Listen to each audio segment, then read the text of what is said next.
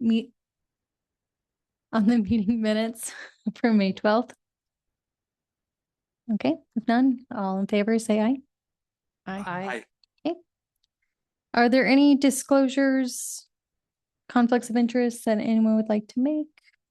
No. Let's move on to audience business. Is there anyone in the audience that would like to address the board?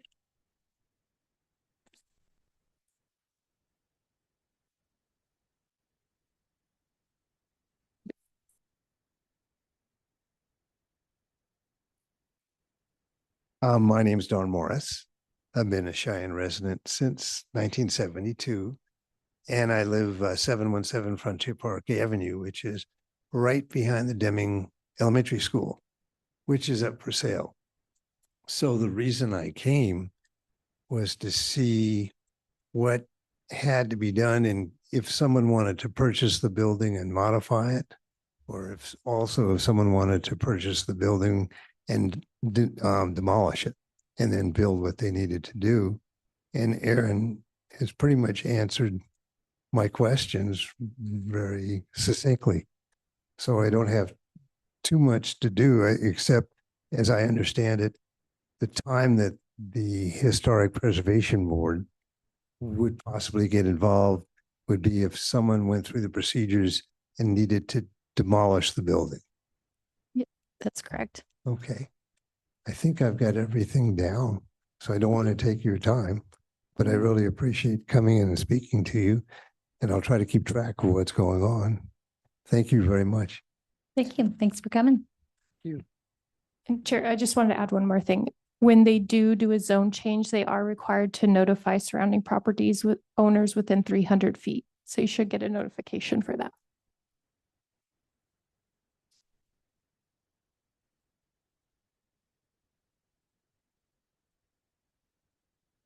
Do we have a city council representative tonight, or Charles, you are now city Yes. council representative? Okay. Apologies for being a little bit late. Yes, Councilmember Esquivel had mentioned that he has some conflicts right now, so I was going to give some updates. For those of you who have been following the council meetings, they've been long recently. We have a lot of public input that is coming into place regarding different annexations and rezonings and other developments and actions that could be or are for data center related development. So their focus is on trying to hear the public and also provide additional information on what's going on. So that's been occupying a lot of time. Two other items have been considered that are development related, and this is partly overlapping with my item as well. One of those was an ordinance to allow carports to be constructed in front yards. Essentially, they had very minimum design standards, so they essentially resembled what you could purchase at Menards and what Menards would have on display for a cart rack, but up to 300 square feet in size. That failed yesterday, so that did not move forward. The ones you presently see in front yards right now, even in historic districts, even just blocks away from here, none of those have been permitted or have proper approvals. We're not planning on jumping up and enforcing any of those right now. Our enforcement process on those is more complaint driven. We have another amendment that's moving forward on, it's been approved by second reading, and that's on historic horse racing, which continues to move forward. And this will essentially establish a priority zone or a receiving zone for historic horse racing facilities, where they're trying to locate them in major corridors that have easy access to other areas in the region to bring in people from out of state or out of town, and also areas where they're trying to redevelop, like the Reed Rail Corridor and the 15th Street Experience area. The existing ones that are in place right now, all of those will be grandfathered. Well, for the time being, they'll be allowed to continue. They will follow a process as which is parallel to state statute, which will require them to go back for approval in front of the governing body by December 31st of 2027.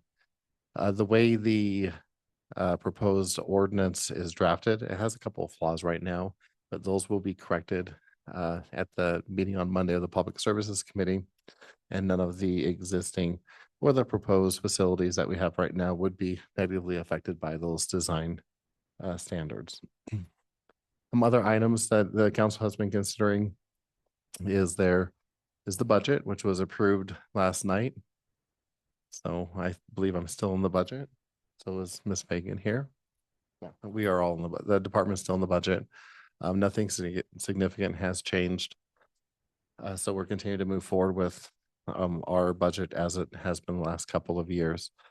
There is some investment in staff that is occurring. There's a cost of living, well, not a cost of living, there is a merit increase that has been approved citywide as part of a retention program, trying to make sure that we keep our associates so we're not having to retrain everybody every year or every 2 years, because training new people in organizations is very expensive and time consuming for everybody. Also last night, there was a pretty hefty discussion on our Belvoir Ranch. Councilman Tom Seagrave has wanted to open up a portion of that for development, primarily economic development. And the mayor was authorized the ability to essentially give people access to the Belvoir for exploratory purposes related to development. That means they could do a engineering study to look at the soils, they could do geotechnical stuff to look at the soils. They could also do cultural surveys to identify if there's anything on site on the development area where they could have cultural significance, like Indian rings, arrowheads, other different things that you can find on the Belvoir. So those are some items that we're moving forward with on that. There has been a lot of other stuff that has been going on, but it's primarily been overshadowed by the data center stuff. A moratorium was attempted since last time that we all met, and that failed on second reading. So we continue to move forward with educational campaigns. Does anyone have any questions for Charles? I have just one question about the Belvoir Ranch. The hiking trails that are they still opening this summer? Do you know anything about that? Yes, Board Member Chrysler, that is great question. Yes, they are on target for opening this summer. I do not know the exact timeline, but they will be open this summer. I know we said that last spring, that it will be open this summer. I remind you all that's still spring right now for about 13 or 12 more days. So no, we'll be moving forward. Also, the governing body, or actually it's the council. The council is the 9, the governing bodies when the mayor is included. But the city council is looking at a memorial for council member Roybal, who had passed away last year. One of his pride and joy projects was the Belvoir Ranch. He had a special allocation of funds that we utilized to do a lot of early projects with the ranch. So there will be a memorial that is looked at to be placed out there at the trailhead. So that's something that I know the council is working on right now. I don't know if it'll be in conjunction with a grand opening or if it will be separate and independent. And then just a follow up on that. I think at least and I think probably the rest of the board would be interested in if there's any like historic or cultural interpretation that is maybe going to go out there, or if that hasn't been planned, like getting involved in like, like an interpretive sign about the history of the area, history of the ranch, something like that. I think I would just be curious to hear what the plans are for something along those lines. And if there are no plans for that, that's something that we as a board could get involved in. Chair, Board Member Chrysler, I can comfortably say that there is nothing out there right now that celebrates the culture. I know that there's nothing out there, and there has been a lot of discussion that we have had internally as staff as to if we point out some areas of cultural significance, like a teepee ring, which are the rock rings that surrounded some of the large teepees back in the day. There's still areas out there, but we started to point those out. Could they be defaced, or do we draw attention to them? So there's been a little bit of discussion on how that looks. I do know there were areas when we were looking at placing an emergency response tower out there where we did find the remnants of partial arrowheads where they had started and then they'd broken or they had not been done, where you can see that they're doing work. But there definitely is the ability to provide some interpretive stuff. I think it would be great to have the Historic Preservation Board as part of that process. And as we get this moving forward, I think we could work with I wonder who the project manager is right now. I think, who is the project manager? It's Dustin Humphreys. He's in our department. He's been managing the project.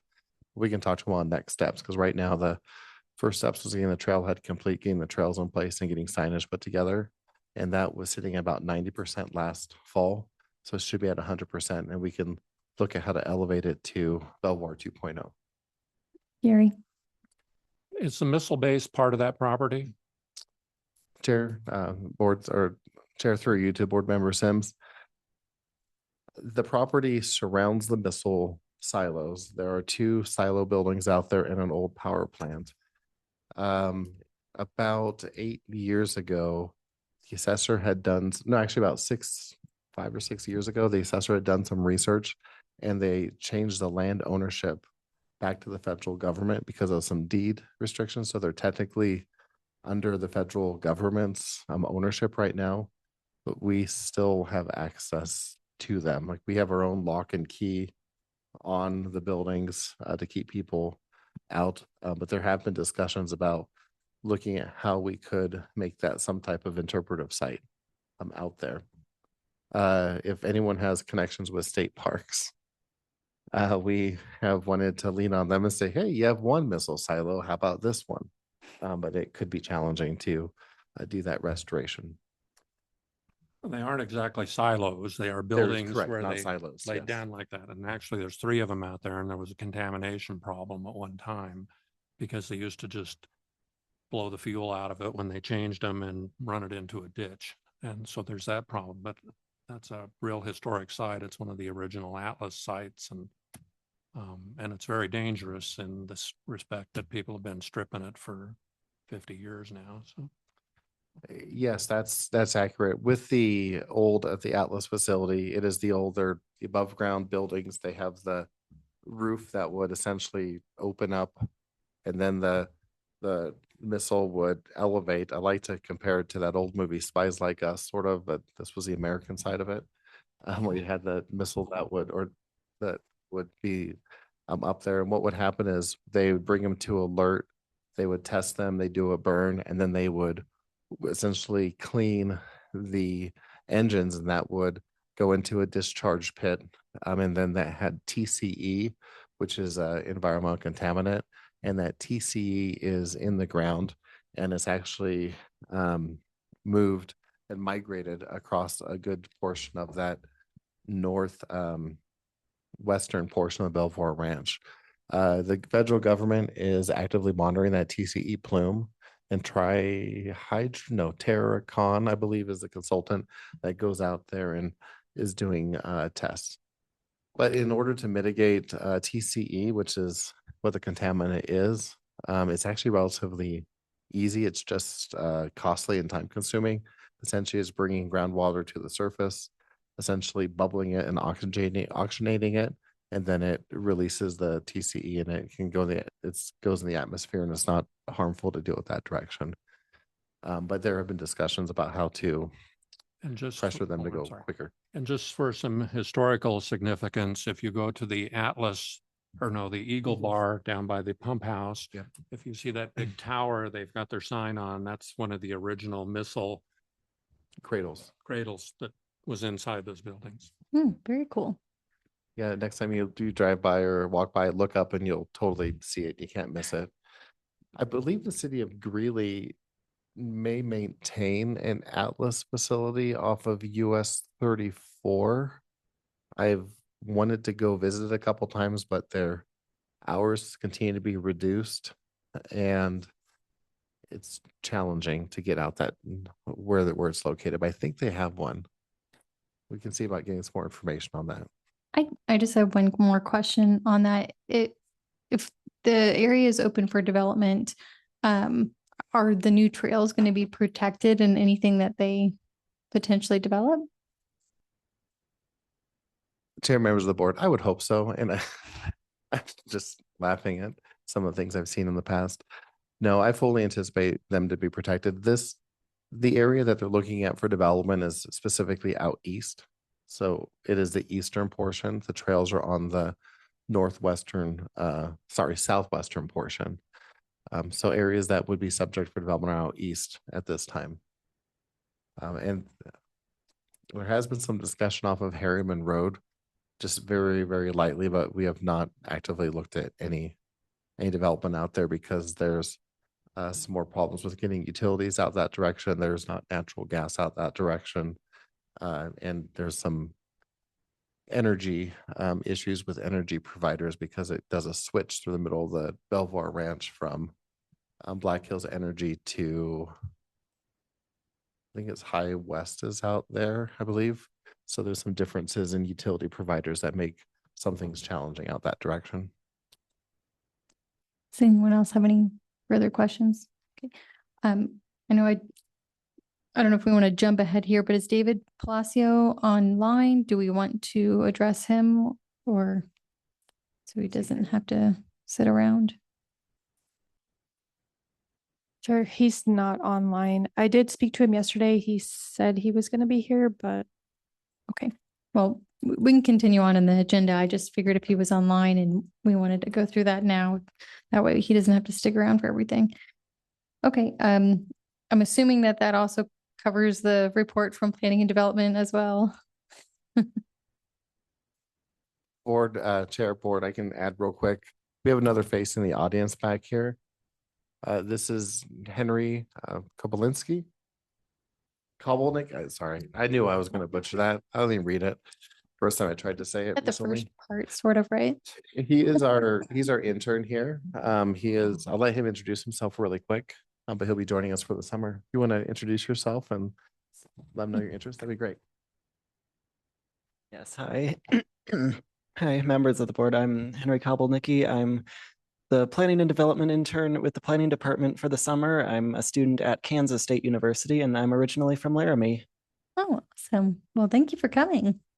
Awesome.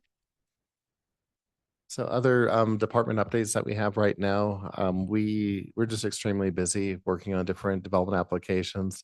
We're still being chased by urban agriculture, so that is something that's on our agenda to get done. We have a comprehensive plan kickoff, which we just had a selection committee review 8 proposals, and all the proposals were very detailed. They're all qualified to really create a good plan, but a few of them rose a little bit higher than the others. So our next step is to try to arrange for interviews for this comprehensive plan. Again, the comp plan is going to revisit our 2014 plan, and it's going to look at everything from the land use plan for the future, like where development's going to go, where residential should hold firm and stay, where large scale industrial development should go. But it also will look at other aspirational items such as historic preservation. Do we target preservation versus, new things like that? So I have a lot of different elements related to historic preservation. It's also supposed to build on a lot of our existing plans that we've done in recent years, including the Parks and Recreation plan. It should complement that directly. That was approved in 2025. It should complement our 2025 Transportation Master Plan, which also was 2025. And it will complement our 2024 DDA Plan of Development, which this board had some participation in because there's a pretty strong historic preservation element there. And one more plan it will incorporate is our 2012 Bicycle and Trails Master Plan, which needs to rise back to the top as cycling alternative modes is getting very popular in this community. So that's all the updates I have, unless Aaron has anything. Does anyone have any further questions? No. So we'll move on to our strategic goals reports, National Register of Historic Places. Elizabeth? or George? Elizabeth maybe has an update. I have handouts. Pass Woohoo. along.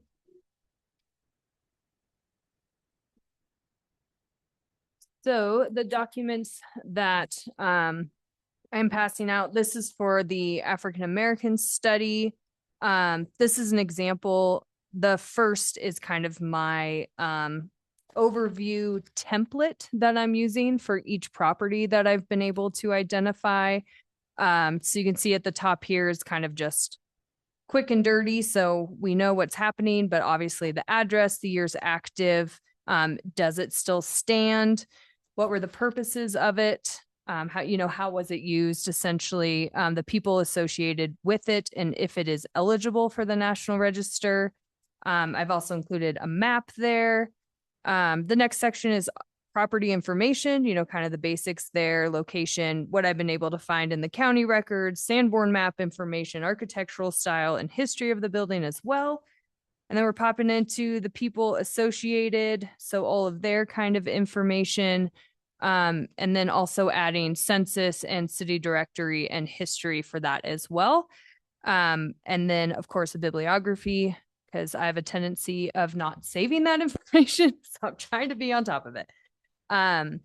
So that's what each property will have that document attached to it. The intent with that is that's going to help me write the narrative for each property as well. So this is kind of my like big thing. So I included an example of what I have for one property. This is the Lola West's property at 901 West 18th Street that is still standing. Yay, because not many are. So you can see there's still some gaps that I have there, but I'm trying to also include maps of where each one is located. You can see there the property information is also included. The county records are fantastic because they also, some of them include these layouts for us, which is really great. And you can see there, I've got Sanborn information. I still have a couple of things, but Lola West's information is being filled out now. Yeah, so that's where that is, which is good. I hope. No, it's awesome. So I probably won't update on every single property as we go on, but just so you guys can see what each one, the documentation that will be included. Now, while all this information will go into the study, I'm not sure at this point, but at least we'll have it regardless, which I think will be really helpful moving forward. So any questions on that project? Yeah.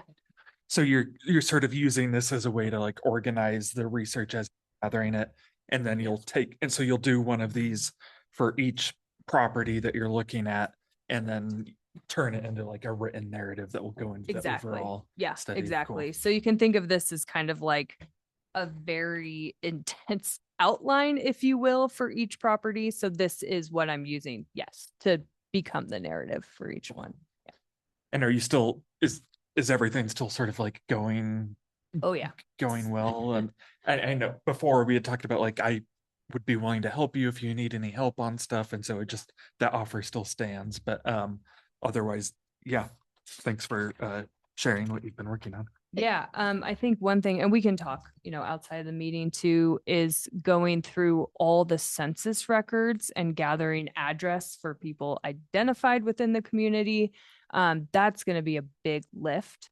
So really it's just highlighting things for me would be really helpful too. And so I've been downloading the census records that we have, but we have to go through every single one, obviously, because people change and addresses change. So To build off of what Josh offered, if you need some assistance with identifying like architectural style, I could definitely help with that. that would be great. Thank you. Sure. Just a sideline, there's a wonderful picture of that property being moved down Snyder, being pulled by mules. And I don't think there's a date on that, but it was pre-motorized vehicles. And I don't know where it was moved in from. There was some talk it came from right over here. Great picture. Great. Yeah, Very that cool. picture's in the archives. Also, I don't know, you probably noticed that Rick Ewig just published a book this week about Lola West. And about this building in particular. So there's a bunch of new research that he did that is just coming out right now. That's fantastic. Yeah, if you could send that to me, that would be great. Sure, yeah. So I suppose if it is helpful, I can share these. If people know of other things that I might have missed, that would be really fantastic. Any other questions for Elizabeth on this portion? Is there any update for airport terminal? Is that just kind of ongoing, nothing new and exciting to report? There's lots of exciting things. Okay. Not really. So I did started a document, essentially like an easier form to fill out than the National Register form because it's the format doesn't matter. It's not easily done. So I'm starting to fill out kind of the very easy sections of that. So right now I have obviously the name, the location, the classification under criteria C, the historic and current functions of the building, the architectural classification, the materials of the building, the criteria, the area of significance, the architect, geographical data is all in. So now it's the big part of doing the architectural description and the narrative, the historical narrative as well. Right when I sent this out, Casey Worcester, I think is how you pronounce it, from SHPO, popped into my office and she's like, is that due in June? And I was like, no, that's due in September. But she is going to help me. I reached out to the contact on the base, but didn't get some great feedback or resources. And so she actually has a relationship with that person. So she's going to reach out to them, and hopefully they can find some information. The reason for that being is the airport terminal, the premise of it even being constructed is because of the work being done at F.E. Warren during the Cold War. And so the intention was that that airport was needed because there would be this influx of traffic and Cheyenne was going to be booming and busting in aviation again. So she's going to help me hopefully track down some of that from the base perspective. And then I'm going to hopefully get into the city records and try to find some minutes. I have some dates around when it was kind of first talked about in the city. I don't remember those off the top of my head, but start going through city council minutes as well, to try to pull some more of that information. So. Great. Does anyone have any questions for Elizabeth on that? Nope. Okay, we'll move on to oral histories project. I don't have any updates this month. I've been too busy to work on anything, and it doesn't look like Patrick did either. So no updates this time. No worries. All right, we'll move on to Historic Preservation Month. I guess recap, we did give the Leclerc Jones Award on Saturday. I thought that went pretty well, and thank you, Erin, for giving the plaque. I'll make sure yeah, okay, we have it now. I'll make sure I get that over to them. I guess if anyone else has any comments to make on that event. Saw we were on TV it's not Channel 5, it's the other. Oh, we were on 16 and 27. What one's Fox, for some reason they have the same news on both channels. Well, cool. Yeah, no, I thought that went well and got a lot of attention. So, they were really excited. Everybody in the building. Yeah, they were really happy to receive that award. And then it looks like the Du Bois Award was reopened until July 31st. Hopefully, we actually get some. Do you know if we've gotten any applications? I haven't heard from Matt. If we have, I can check with him though. Okay. So hopefully we get some. Oh, go ahead. And I did post something on our socials for that, and I have it on my calendar to pay for an ad in mid-July, to get that pumped out too. Oh, awesome. No, that'd be great. And I would just say that I think we should sort of be thinking ahead in case that we don't get any nominations again. that maybe, so that we're not sort of just like still waiting and sitting around. So I think maybe if it might just be good for us as a board to all be thinking about residences that may be considered eligible for the award as we're waiting for that sort of July 31st deadline. I agree. And I would offer that maybe we potentially look at, if no one else applies, the Sturgis House. The new owner of that has been working to get the exterior fixed up, but she's done a lot on the interior. It's now kind of a rentable craft place. I'm forgetting the name of it, which is terrible, but she did actually come to our board 4 or 5 months ago. It's when we had that weird meeting over at the police station, and she came to kind of get some advice. And so I think that preservation is really important, and I've seen the pictures online of what she's done. But Just the weird meeting that oh yeah, happened at this. yeah, that was interesting. But anyways, we might keep that one in the back of our mind of what she's done and what I think she's going to continue to do. So, I guess any other comments? Okay, education of the public. Got a hold of Bill Lindstrom, and he does not have the digital copy of that tape that we transferred over. He said he left it on there for 2 years, and then just that's his normal time period. So he thought somebody would have downloaded it by then. And what did you say, Glenn's the architect you thought might have been the one? Oh, Glenn Garrett. Garrett, okay. Yeah, but I did find the name of the gal that had the VHS tape. I haven't tracked her down here, but I didn't realize it'd been 3 years since I talked to her. She had a landline back then, so I'm not sure whether my contact information is still good for her. So that's the update I have. Sounds good. Ornaments. Oh, I'm so sorry. I was sorry. That's okay. Some social media stuff. I just wanted to Marketing. update on some insights that I pulled. So within the last 2 months, as we've been kind of focusing on this, we've been up 151% in our views, which is fantastic. We've gotten quite a bunch of new followers too, which is exciting to see. And more people are engaging with our content too. So that's up 169%. So I don't know if this is kind of just a big boom, and I expect it will level out, but it's exciting to see regardless.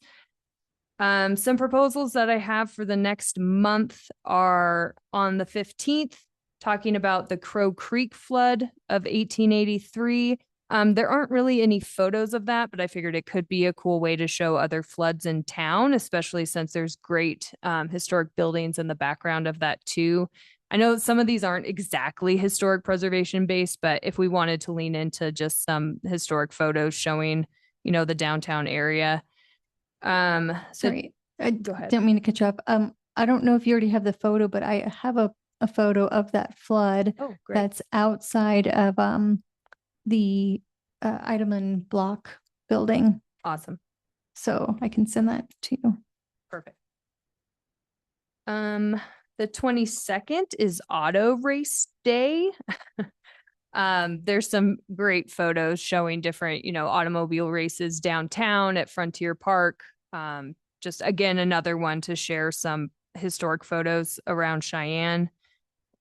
And then the next day is in 1919 of June 23rd is when St. John's Hospital became the Memorial Hospital.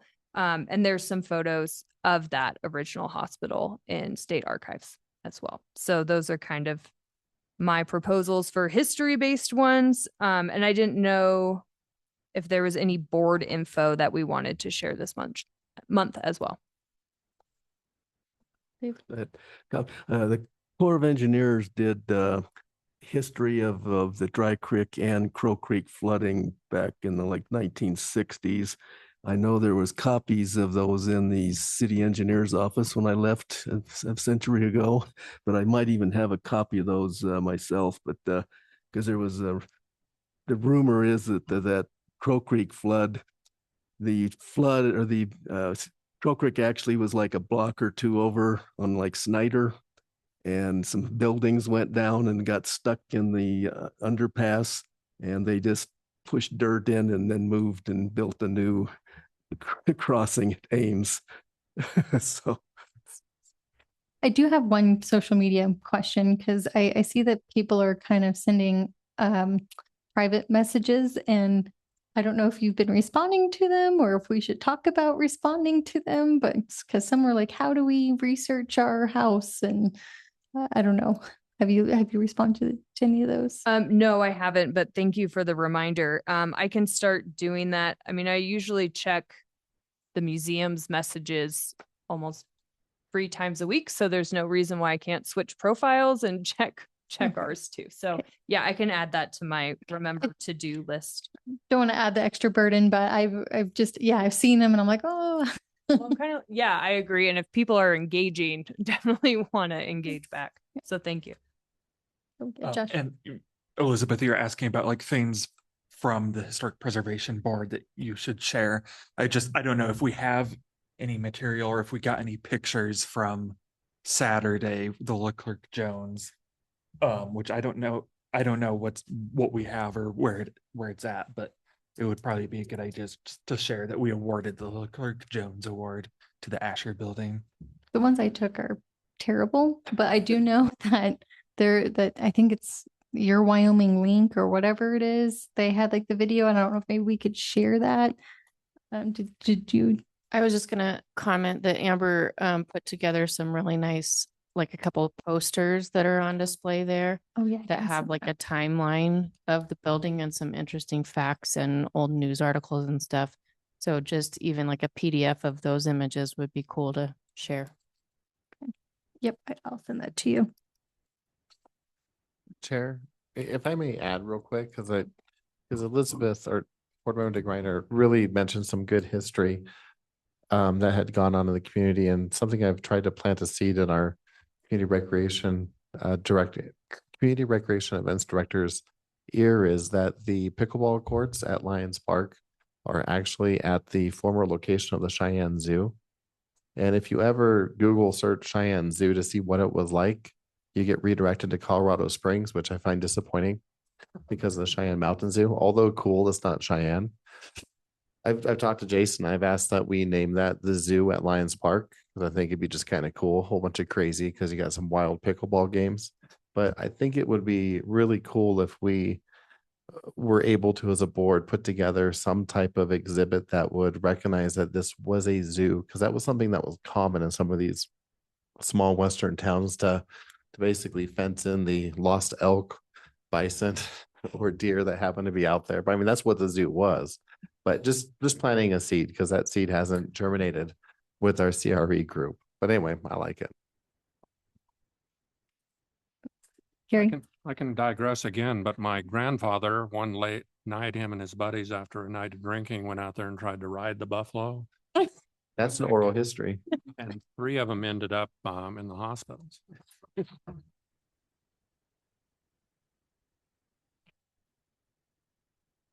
That's great. That's a great story. I like that. So I guess anything else for Elizabeth, or Elizabeth, do you have any other things to share on marketing? Okay. Ornaments. Well, you always hear about authors having writer's block. As a part-time artist for the ornaments, I've hit some creativity blocks, but I did submit my final today. So by the next week, I will have a copy of what we're going to do. I've already pre-sold 337 of them. But like I told you, this is going to be the water tower, and that's not going to appeal to the tourists that come through here, is to get a picture of our water tower.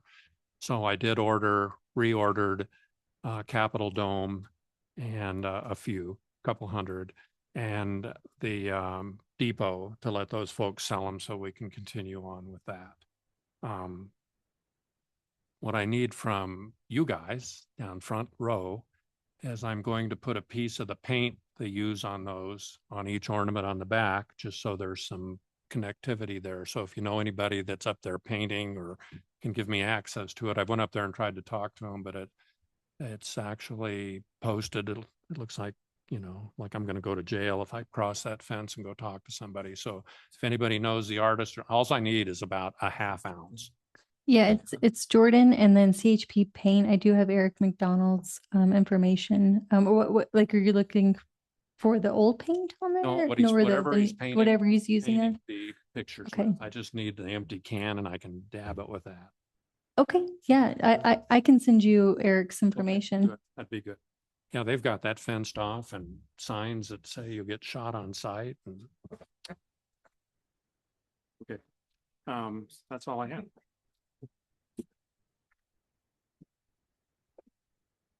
Okay, airport fountain planning. Kelly, do you want to give the update on that? Yes, ma'am, I'd love to. Okay, so since our last meeting, last month when we met, Pacific Coast Conservation was on site that week doing all of their testing and reporting. So I just received last week the report from them and had a chance to read through that. It's pretty detailed and explains like the 5 different fill materials that she tested in different areas. And then the paint material that kind of colors the infills to look similar to the original terracotta glaze, and a couple of different glaze materials on top of that. And she's got a combination of all of these different products that she's tested and documented in different areas to see how those hold up over the next year.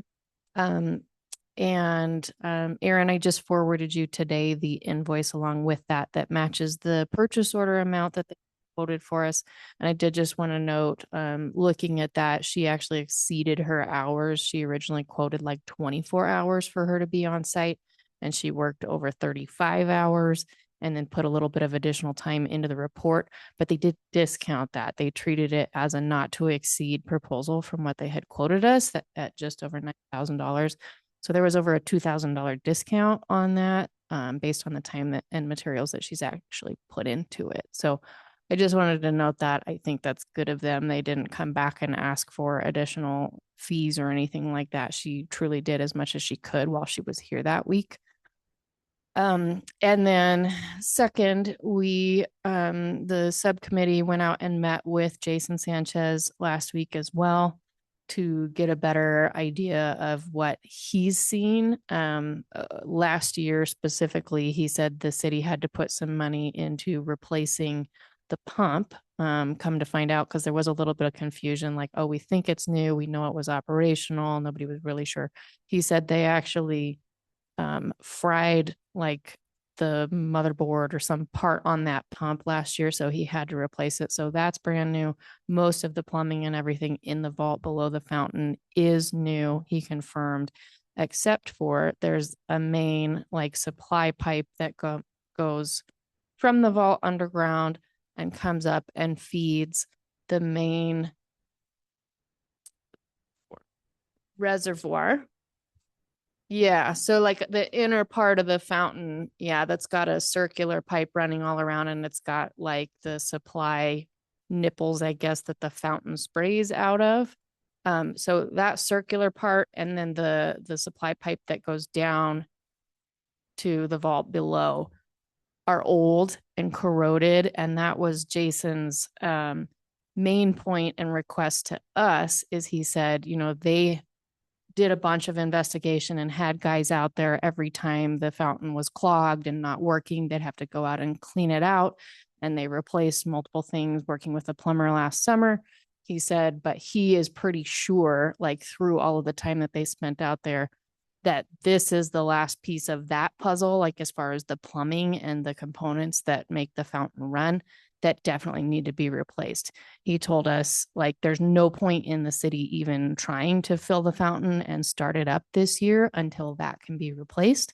And so what he requested of us is that if we are willing and the board thinks it's appropriate for us to designate some additional funds from the will bequest money to allow him to go out to a contractor and get a quote for replacement of those components because basically he said it's old and corroded and the metal and rust and everything inside of those pipes flakes off and clogs their filters almost immediately.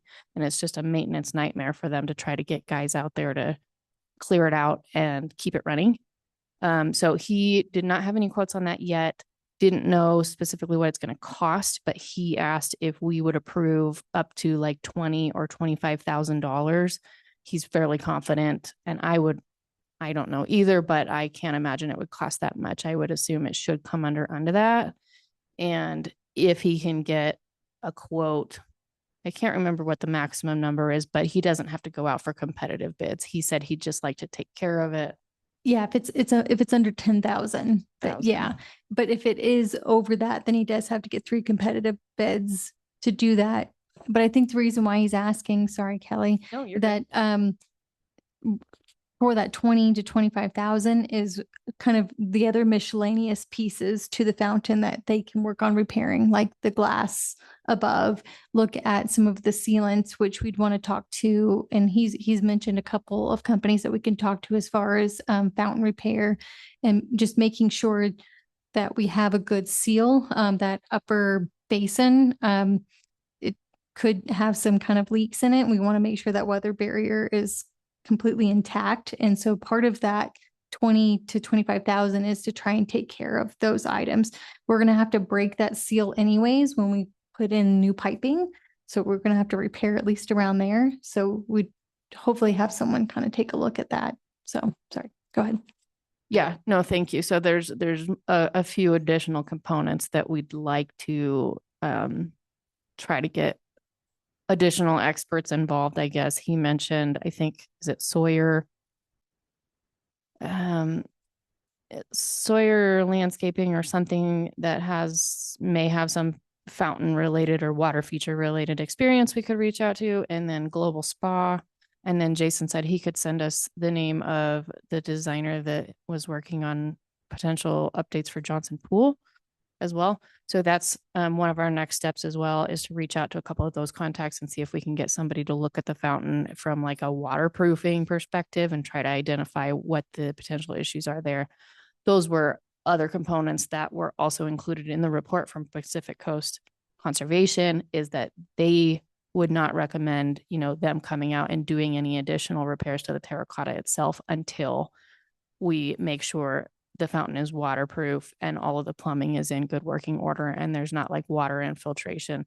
One of the other things that I think Amber alluded to is like around the outside base wall where the fountain terracotta blocks meet the concrete, there's a pretty wide grout joint that is like broken out pretty much all the way around. And that was one of the comments we got originally, is that if water isn't draining properly away from the fountain, there could be rainwater and groundwater and, fountain water from the wind or whatever seeping in that way as well. So Lucinda, while she was here, did repair like one section of that grout, but we talked about that could be something that potentially we could incorporate with this $25,000, depending on where quotes come in, to have a mason repair the rest of the way around that.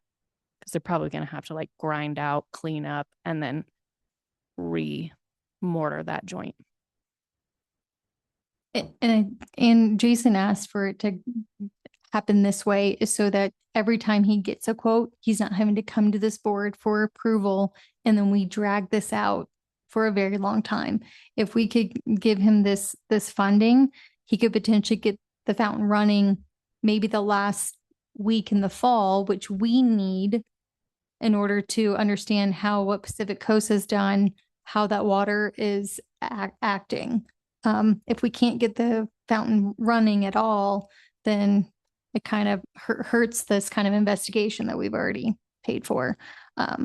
So that's kind of why we're asking for it in this way, instead of saying, hey, Jason, go get all these quotes and then come back, because we might drag this out for another 6 to 8 months just in that process.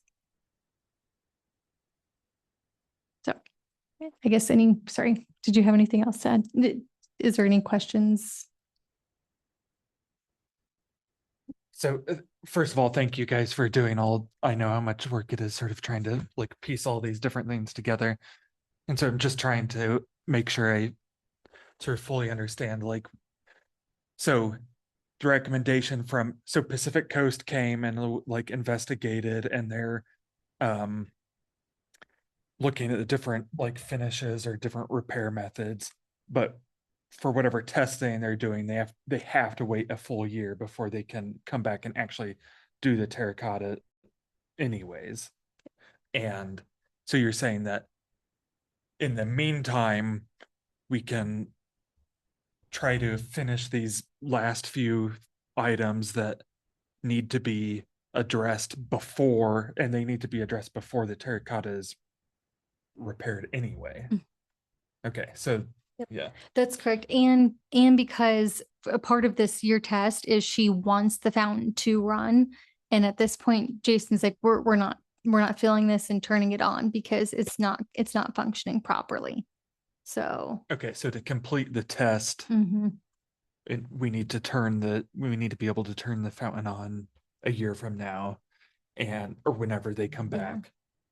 And Jason, it was like, there's no point in even doing that unless we are Gonna fix it. fixing these other things. Yeah, well, it sounds like we need to fix the plumbing this summer because it has Yes. to be Yes. water or underwater water through the system in order to guarantee that one of the different methods, or possibly more than one method, Yep. of terracotta repair works. Yep, that's correct. And at the very latest, we'd have to have water running by next spring for this to work out. But ideally, if we can do this and get all the plumbing repairs and waterproofing done by like September, and at least run the fountain for a week, that would be fantastic.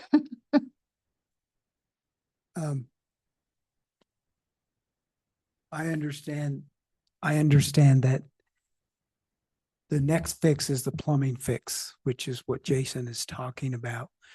The one thing that concerns me is that I would hope the city has some skin in this game as well as the board.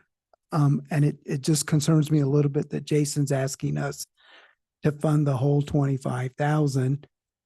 I would much prefer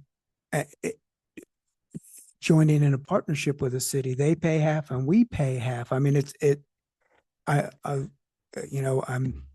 we're not made of money. No. I know we have an endowment, but this is a wonderful fountain that's part of this city.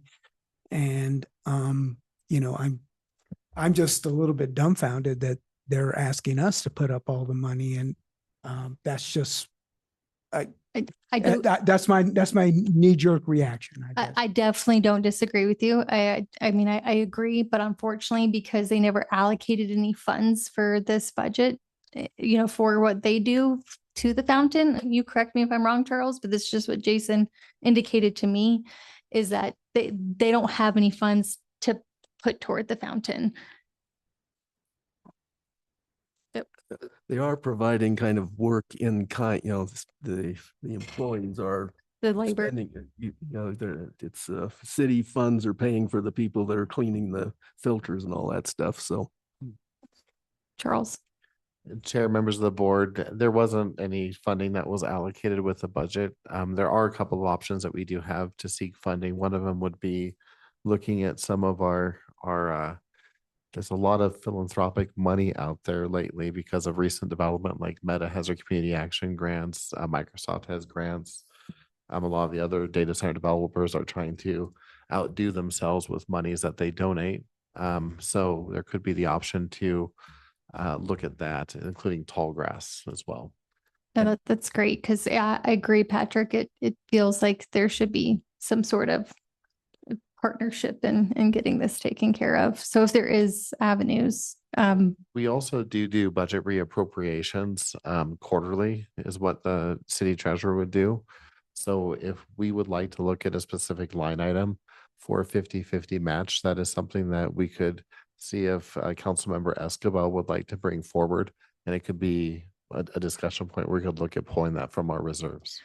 So I do have one question though, is, I mean, do agree that it would be great to have this process of getting additional money, but It would will delay. that delay? And that's kind of the problem. If we can move forward with this of what our funds is there a way that we can kind of a sort of get a reimbursement for what we've done? Or maybe we look at our next step as being a 50-50 match? Chair, I don't think reimbursement would be a realistic Okay. expectation just with what I've seen from how the government here works. But next steps, definitely something like that would be reasonable. Gary? So let me take you back 10 or 11 years ago. We decided to fix the fountain. As a board, we said we would take care of it. We started with ornaments. The endowment we got was directly to be paid to take care of that fountain. If we start going after the city to pay something, you're only going to delay a process that we've drug on for a career. The fact is, we said we would take care of that. We've got the money to do it. We've dedicated all the money from several of those projects to take care of this. I've said this before, it's time to get moving and get things over with instead of turning this into a lifelong project. We've got the funds. Let's get going and get. Would you like to make that a motion?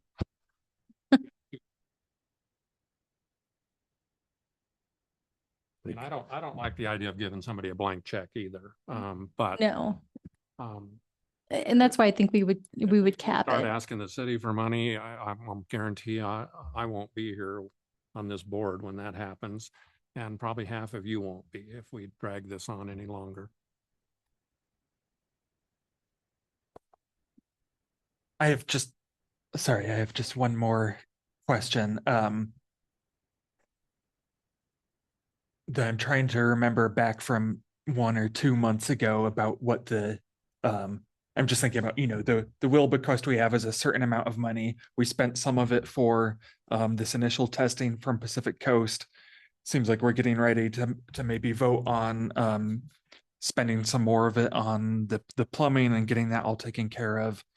Will we have enough of that left over to finish the terracotta with Pacific Coast afterwards based on their initial estimate? That's a great question. I'm trying to think I- of what that number was. Yeah, I looked it up.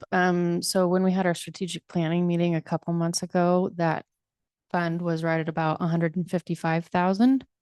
And so we've spent just over 9. So we've got roughly 145 left. If we approve the up to 25 for these repairs, we'd be at around 120 if we spent all of that. So looking at that, I mean, I don't know what the remaining repairs through Pacific Coast will cost. But to me, I felt a little bit optimistic, I guess, looking at that, realizing like we still will have over $100,000 fund that's been given specifically for the fountain. If we can figure out some sort of like remaining repairs and get a quote from Pacific Coast a year from now and have a better idea of what that's going to take. And then there will be some ongoing like spot treatment and infills and things like that. If we can work out some sort of agreement with the city between this fund and their funds potentially to set aside some money for Pacific Coast to come back and keep it in good condition. I feel like there still could be some funds left over to do some interpretive signage or some small amount of beautification. It may not be the full, design we were thinking originally, but I think the main purpose of that endowment was specifically for the fountain. And I've heard that it's important to several board members and I think to the community to keep it functioning and running as an actual fountain. So I think these are the things that have to be done first to do that. Gary, were you wanting to? No, you're just. If we spend every penny we've got, that would be the time to go to the city and say, look, we just spent $147,000 on this. We need X amount to finish this. We're in a much better position. And by the way, when we started these ornaments, I said I would only do that if we dedicated all that money going strictly to the fountain. After we got the fountain fixed and thought it was done, we put it in the open fund. I would propose to you that we need to go back to dedicating the ornament funds to go to the fountain and out of general. But we've got, back to my original point, we've got a much better leverage of getting money out of the city if we say, look, we just spent this much money and we need this much to finish it. And there's not a person sitting up here that's on that council who would say, we're not going to do that. I don't think. Maybe later. Charles, just go with it.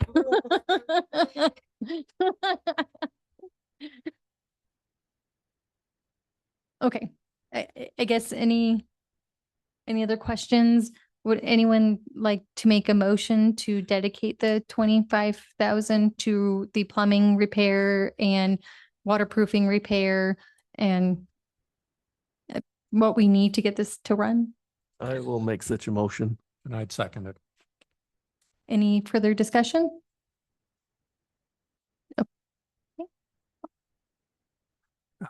Can I offer a friendly amendment that the city provide a detailed analysis, explanation of all the funds that were expended and what they were expended for?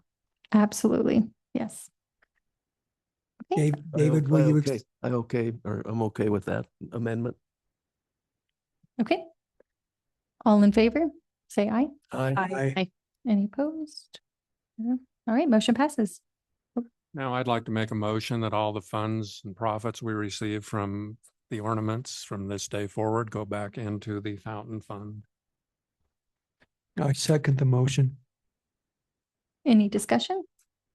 No. All in favor, say aye. Aye. Aye. Any opposed?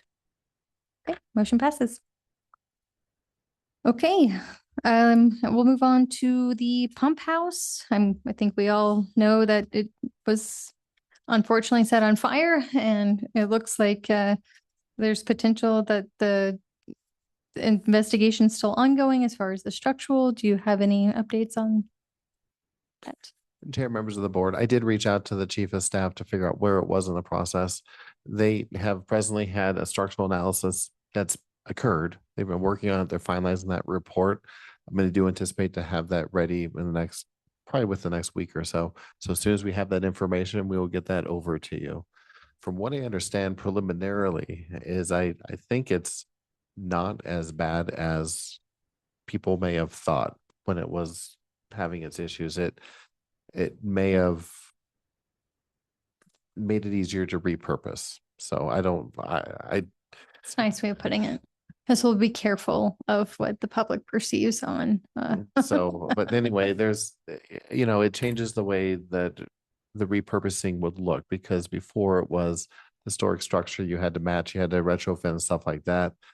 And they're evaluating if there's anything that's salvageable still within the roof, or if the roof can be completely rebuilt. I'm just happy that with that structure that the walls are still there, they're still intact. I watched this occur on that evening and was just surprised that it didn't just fall. Back when I was in Little Rock, Arkansas in 2004 and 2005, we actually had a Masonic temple that was undergoing a rehabilitation of a CLG grant, the CLG grant for it. And it had been through its own delays and hoops. There's embezzlement of a first CLG fund, and there's a second CLG award that had moved forward on it. And right when it was almost ready for open, a homeless person had lit a fire inside, and it burned, and the entire core of the building burned out, and the facade just fell into the street, and there's bricks everywhere. And that building was restored. And that building is standing as now a Black History Museum in Little Rock, Arkansas, downtown, because it was part of what was there. I believe it was our African American Heritage District, or I don't know if you know anything about that, Board Member DeGreiner. Is it DeGreiner, right? DeGrenier? It's DeGrenier. DeGrenier. I just wanna make Works sure on we last correct it. names. Sorry, yes. But anyway, it's the focal point of the African American heritage in Little Rock. So it's a success story. Gary? Charles, are there any plans to tear down that debris? I mean, it seems like that's a real liability to have a bunch of burnt roofing stuff hanging out. Chair, members of the board, through you to Board Member Sims. There will be plans to demolish what can be demolished, what needs to be demolished or removed. I know they're still going through that investigation and still going through that survey, but as soon as it's safe to do so, and we can get a contractor on board, they'll do that. Fantastic. Does anyone else have a Question, Charles, was there any insurance on the building at all? No, it was uninsurable. Yeah. It's just hail damage, right? Yeah. It has no utilities, no fireproof. Yeah. I don't think anyone would insure that right now. Chair, members of the board, one thing I would note is that the Metropolitan Planning Organization had been looking at doing a pedestrian and access plan for the Ames underpass and how that greenway tied in with the pump house structure when it was proposed for reuse for non-city purposes. I believe in the upcoming agenda for our Metropolitan Planning Organization, they may look at scaling back some of that project, because with it being more of a municipal use, they're looking at how can they evaluate the entire transportation system there to make it work better for everybody and provide a better pedestrian crossing of that greenway trail. Long story short, they're looking at eliminating Day Avenue and potentially adding a hawk signal, one of those flashing pedestrian crossings, so to provide safe crossing from the greenway along Day to the greenway on the eastern side of Ames. Cool. I guess any other comments on Pump House before you move on? Nope. Okay, the design guidelines, we've been kind of working through those. We do have a little bit of an outline. One thing that I think someone was going to send me, I can't remember who, but there was a 1990s version of the design guidelines, and I had access to it at some point, and now I don't. Do you guys know where those 1990s design guidelines live, where I could find them? What's the name from Sophia? Was it? See, I couldn't. Okay. Okay. Well, our subcommittee will meet soon on that. We would ideally like to have some sort of kind of outline draft by August in order to take to the DDA and kind of show them our progress. So that's where we are at this point. Any questions on design guidelines? No. Okay, the watch list items. I don't know if we really need to go through each one of those. Unless anyone wants to discuss any of the watch list items in particular. No. All right, new business, the Bridger Tower Corporation Telecommunications Tower. I don't know, have you guys had a chance to run through this and what they are proposing? No. Do you want to give an explanation or I can tell you my interpretation. Okay. So I did receive this in the mail. It is a Section 106 process. What they're looking at putting up is a telecommunications tower, which is if you go down Horse Creek and it splits off and this kind of wanders down the ways a little bit, there's that white antelope barn that's like a new wedding venue. Anyways, they're just looking to put a tower up on this property, and there is do you have like a satellite image version of this space? From what I see, I don't see anything historically significant around it. I didn't see that it impeded on anything, but I don't know if anyone else had a chance to take a look at this. Josh. My only comment, and I can't remember how tall it says it is. Does it say on there? I think it did. I can't read that far away. Because I think it says, but the only thing, 199 feet, approximate overall height of 199 feet. Yeah. My only question is that they would maybe want to talk with the base, which I'm sure they are, because the base is a national historic landmark, right? And so I don't know if it would be within the site, disrupt the view shed of the National Historic Landmark of F.E. Warren or not. And I don't know if that's something that we would get involved with, since it's sort of this is outside of city limits, right? Like way far out there. So I don't know Yeah. that it's really something we would get involved with, but I don't know. That was my only thought, was that the basis cultural resources person might think about the view shed, but I have no idea if they would be able to see it from there. That's a great question. This is outside of the city, so do we even have Chair, members of say? the board, as being the CLG, the certified local government, you are the ones who Okay. basically have the opinion or do the statements for anything in Laramie County. So if the Okay. base were to apply for a historic preservation grant through SHPO, it would come through this board. If there was a preservation grant for like certified local government grant, CLG grant for like Burns or Albin, they'd come through this board as well. Okay. Oh, good to know. So I guess at least for me, this is the first section 106 that has come to the board while I've been on. So I guess I'm not sure what we need to approve or deny, or I guess what's our process here? Chair, members of the board, with the section 106 process, what's going on is they are proposing a tower. They're going through the NEPA process. And as part of the NEPA process, they're required to reach out to a whole bunch of different entities, including the State Historic Preservation Office and the CLG for the county. So that's what triggers this. We've had two of these that I've been involved in Southeast Wyoming. One of them was the old Waikolo Railroad in Laramie that used to connect Laramie to the Waikolo area. There was a rail line that went out to Centennial. When they pulled up the tracks out there, that was a culturally significant line. So they looked at, well, how can we remediate the removal of that? And at that time, they saved some of the appurtenances for the railroad and they put them in the railroad park. So that was there. Here we had the Pershing Street Bridge over the Union Pacific Rail Line. It was one of the last remaining bridges over the Transcontinental Railroad to exist. And it may have been the last one, and it barely existed. It had become structurally deficient. For the Lincoln Highway, that's Lincoln Highway crossing. And the mitigation there that was proposed and accepted was basically a plaque that recognized the Lincoln Highway. It was restoration of a plaque over on Cary and Lincoln Way. So in this case, I mean, and with any cell phone tower, we often get these as well because they're going through the FCC, the Federal Communications Commission. So they'll ask, is there any type of historical significance out here?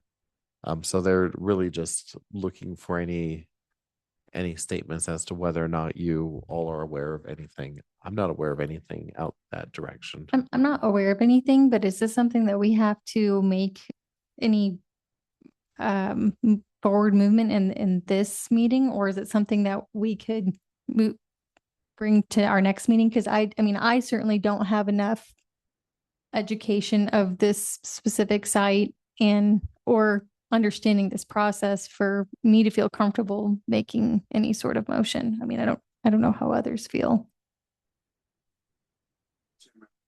Chair, members of the board, we'd have until July 4th, but it'll carry on to the next business day, which will be, I believe, July 6th, to make comment on this. So it would have to be something at this meeting. Oh, okay. You don't have to make a comment. Absence of a comment is no comment. Okay. So if you formally wanted to make a comment, we'd just do that. You all are welcome to authorize the chair just to make a comment if anything is found by a board member. Okay. So I guess from now until July, before July 4th, if anyone has anything particular on the site that they want, issue a comment, send it to me, and then we can send it to the plan. To make a motion to authorize her to Oh. do that on our behalf. Yeah, good Chair, that question. would be great if you all had a motion Okay. to authorize that to occur. I would make a motion to authorize Amber to make a comment on behalf of the board by the deadline if something comes to light. I'll second.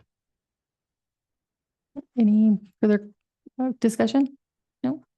Yeah, I actually had a Mhm. question. If the first thing that comes to mind is if there's a historic ranch nearby.